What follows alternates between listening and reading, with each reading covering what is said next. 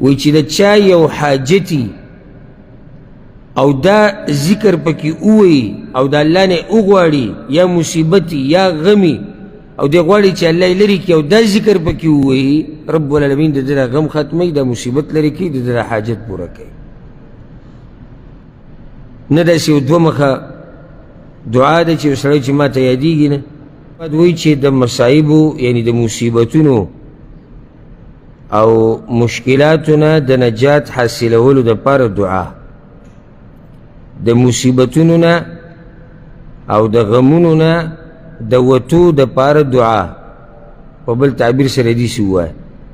په یو چا باندې غم دی په یو چا باندې سخته ده په یو چا باندې مصیبت دی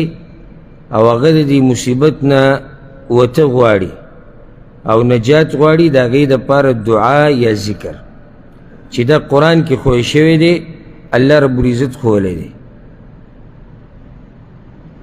دا خبره یاده کوي بار بار زه دا خبره کومه او بیا به بیانو چې دا خبره زموږ ذهن ته صحیح پریوځي چې دا دنیا دا ځای د امتحاناتو دی او ځای د ابتلاءاتو دی او د مصیبتونو دی دا ځای د راحتونو نه دی نه د دمې دی او نه د همیشه د اوسېدو دی نو دلته همیشه اوسېده نشتی دلته همیشه راحت نشتی او دلته همیشه خوشحالیانې نشتی نو کله چې په دې خبره باندې ته پوه شي نو زړه کې به د یو اطمینان او سکون پیدا شي او صبر به د پکې پیدا شي او حوصله به د پکې پیدا شي او دا غم او مصیبت په دې به پوه شي چې دا یوازې په تا باندې نه دی بلکې څومره انسانان چې دنیا کې دي هغه ټولو دپاره دا خبره یو شان ده چې کله به غمي کله به خوشحالي کله به مصیبتي کله به راحت د دې مصیبتونو نه د وتو لار څه ده د وتو ډېرې لارې دي یوه لار پکې دا ده چې ته دغه دعا او ذکر ووایې کوم چې قرآن کې راغلی دی او انشاءالله د کتاب کې مستقل یو فصل هم را روان دی یو باب حدیثونو کې چې کوم اذکار او دعاګانې ښوی شوي دي د غم د ختمولو لپاره او هغه د حدیثونو خبره دلته قرآني دعاګانې ذکر کیږي قرآني دعاګانې او اذکار هلته یو بیا ښه تفصیل لاسي د مصیبتونو نه د وتو دا لار غلطه ده کومه چې د ډېرو خلکو په ذهن کې ده چې راغلی به پې غمي او مصیبتي او دی د دې مصیبت نه وته غواړي د الله په نافرمانۍ سره دا نشي کېدی چېرته لکه د الله نافرماني څنګه یو سړي باندې مصیبت غټ دی غم پې راغلی دی او دی د جاهلیت او د کفر خبرې کوي نو په دې سره ګوره غم او مصیبت کمیږي نه بلکې زیاتیږي په تقدیر باندې اعتراضات په الله باندې اعتراضات هر ځای کې خوله وازې نیولي د شکوې شکایتونه بس جو مړ شوم بس جو ختم شوم او جو تباه شوم او جو لاړو او غرق شو او دا شو او دغه شو دا د مصیبتونو د وتو لار نه ده او دا د انسان بې وفایي ده د الله سره چې کله په الله نعمتونه وکړي که نه نو دی وخت په وخت خلکو ته نه رایادوي یعنی الله چې ورسره دې طرف ته توجه ساتي الله چې ورسره احسان وکړي نو هغه احسان نه رایادوي هر چا ته لکه اوس الله ولا رزق ورکو نو دې هر چا ته دا نه وایي چې الله ماله رزق را کړی دی پراخ الله دا راکړو الله دا نه وایي چا ته او یاره بیماري ده او بس قرضې دي او بس مصیبتونه دي او بس غمونه دا بې وفایي ده چې هغه بېشماره نعمتونه ته نه رایادوي او یو غم او مصیبت راغلی چې به کوم خیر دی ستا دپاره هغه ته یادې هر چا ته یادې شکوې کې نو په دې طریقې سره غم کمیږي نه زیاتیږي د شاباس خلک وایي چې د غم کمیدو یا د ختمېدو یو لار دا ده چې ته سندرې او غزلې او ټپې واورې یا بعض وایي چې د چرسو سګرټ ورسره ولګي یا بله څه نشه وکړي نو دې سره غم ورکېږي دې سره غم نه ورکېږي دې سره غم زیاتېږي دا اوس د منلو خبره ده چې یو سړی د الله نافرماني کوي د ده غم دې ختم شي دا غم راوسته د چا کار دی د الله ختمی به څوک د الله به ختمی نو چې هغه الله نه مني او بیا وایي چې دا هم ختم شي اوس ته سوچ وکړه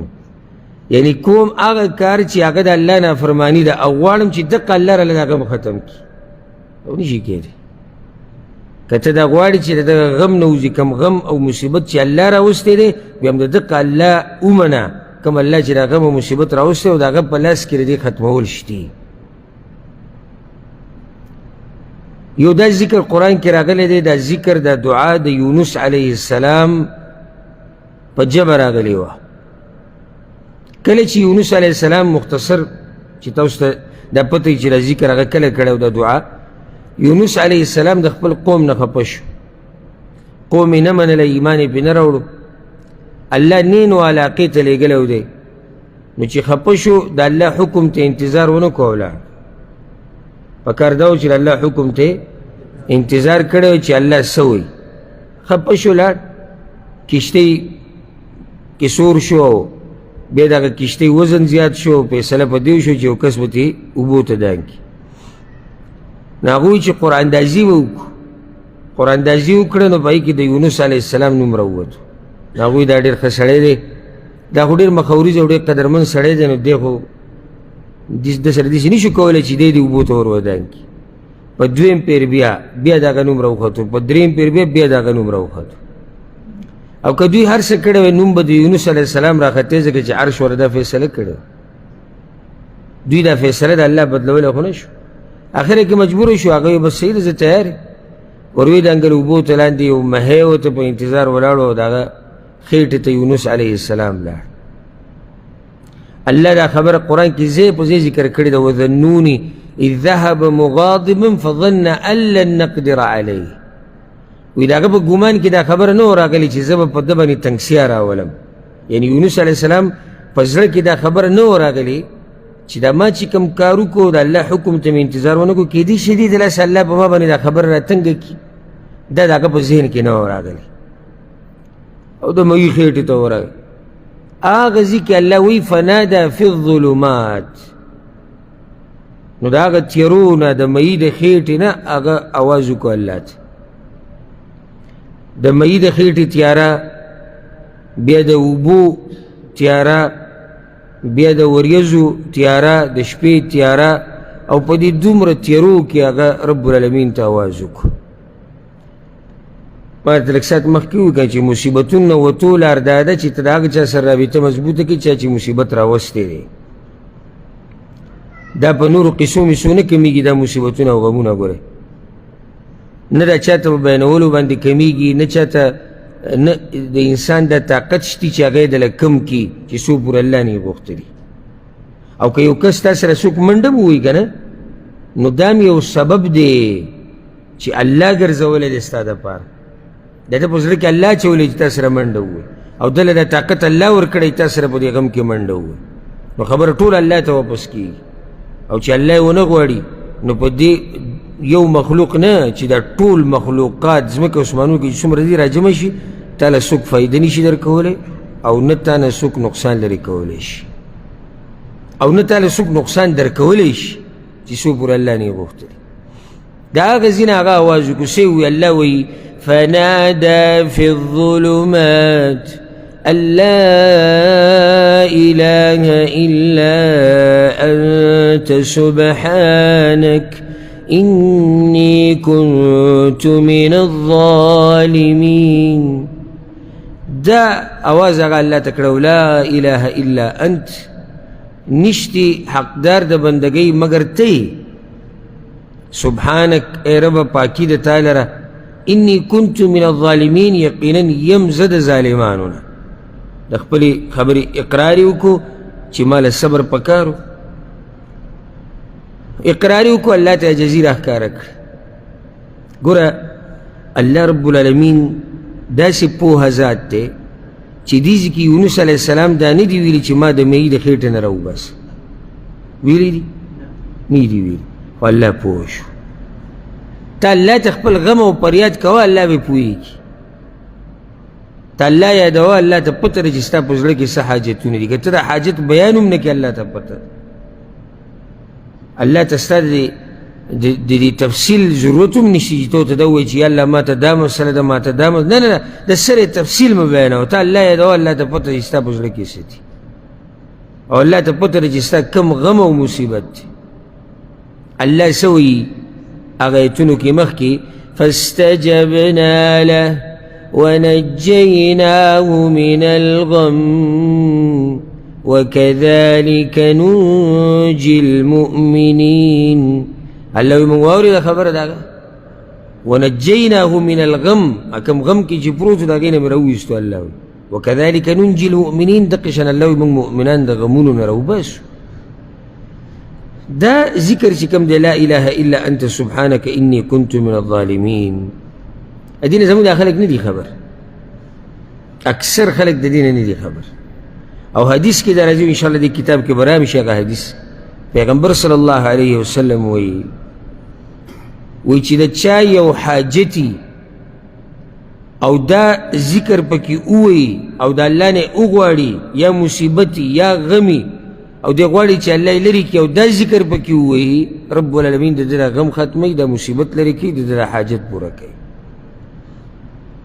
یوازې صرف دا لا اله الا انت سبحانك اني كنت من الظالمين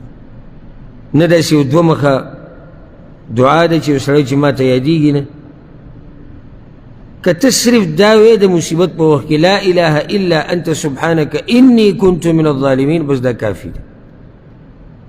الله ته پته ده چې ستا کوم مصیبت دی او ته څه ویل غواړې الله ته صرف دغه فریاد ورته کوه لا اله الا انت سبحانك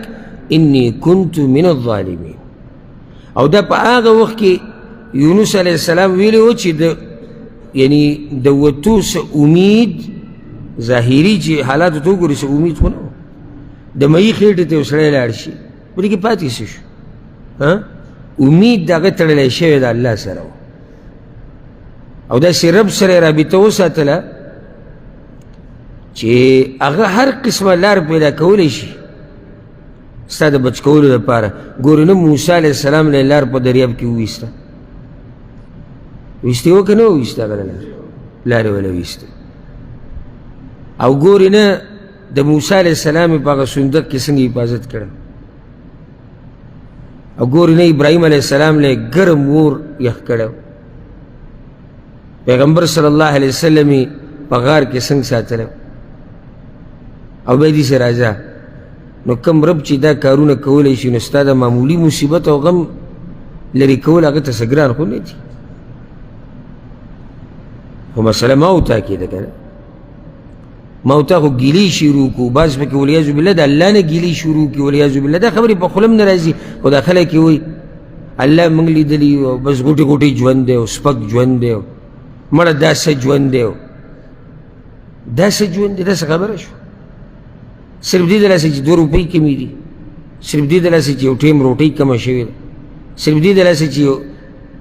دړ پې راغلی دی معمولي تکلیف پې راغلی نن مې یو کس یو ماشوم هغه لیدو په د انټرنیټ کې چې وړوکی ماشوم او د یو خپې دومره و چې د یو کس د غټ سړي د اوچتولو نه وه هغه ټه خپو ته پرته هغه ژړل وړوکی ماشوم